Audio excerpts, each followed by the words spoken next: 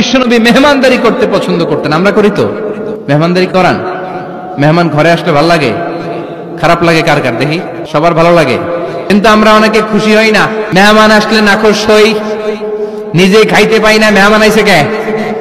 খাওয়ামু করতে, খাওন নাই, যেন ও খাওন বানাইছে। খাওন পাঠায় কে? রিজিক দেয় কে? গোটা বিশ্বের সবাই মিলে আমরা একটা চাল বানাতে পারবো নাকি? ও মিয়া চাইনিজ চাউল না, চাইনিজ ডিম না, ওগুলো সবাই পারে, ঠিক কিনা?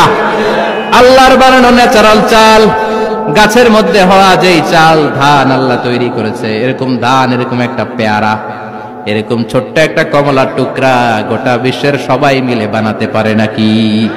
এজন্য রিজিকের মালিক কে? মেহমান আপনার রিজিকে ভাগ বসাতে আসে না, সে তো তার রিজিক নিয়ে আসে।